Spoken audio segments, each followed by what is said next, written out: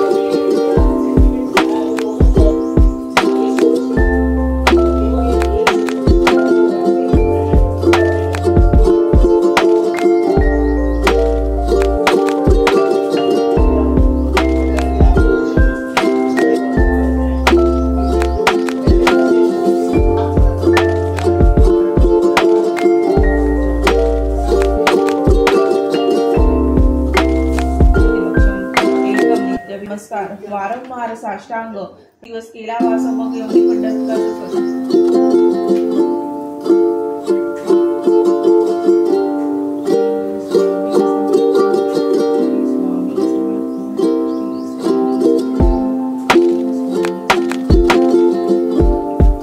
इथे चण्याची डाळ सुद्धा शिजली होती. मी कटाची आमटी करता त्याचा कट काढून ठेवला आणि गूळ घालून शिजवत ठेवलं.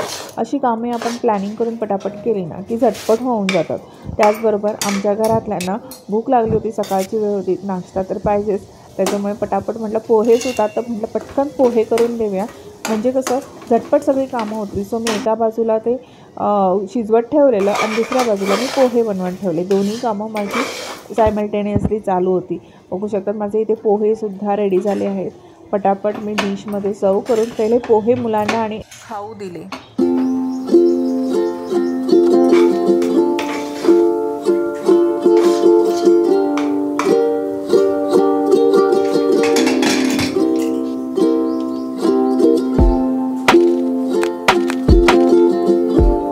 त्याचबरोबर आज उकडलेल्या बटाट्याची भाजी करायची होती. पोहे झाल्या मी एका बाजूला कुकर लावत ठेवला, त्याच्यातमध्ये भातही ठेवला आणि बटाटेही उकडत ठेवले आणि पटकन जी आपण चण्याची डाळ वाटून ठेवली होती ती मी वाटून घेतली. इथे माझा चहासुद्धा तयार झाला होता.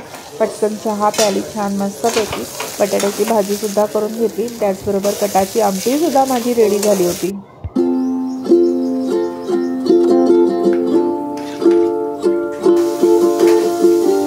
अर्धा स्वयंपाक तर पूर्ण झाला होता. पटकन पीठसुद्धा मळून घेतलं आणि पहिलं म्हटलं किचनचा ओटा आपण क्लीन करून घेऊया. सगळी भांडी जो सकाळच्या नाश्त्यापासून पडली होती ती सगळी घासून घेऊया.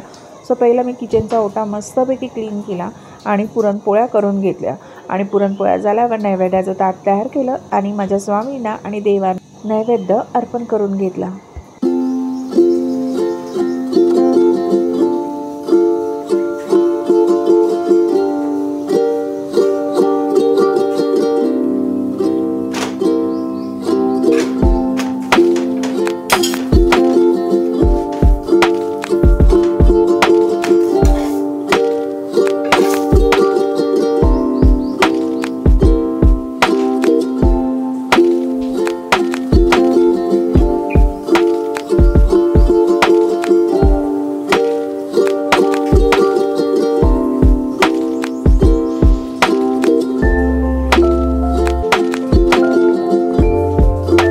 आता मैत्रिणीकडे जायला मी पटापट तयार झाली आणि मैत्रिणीच्या घरी गेले.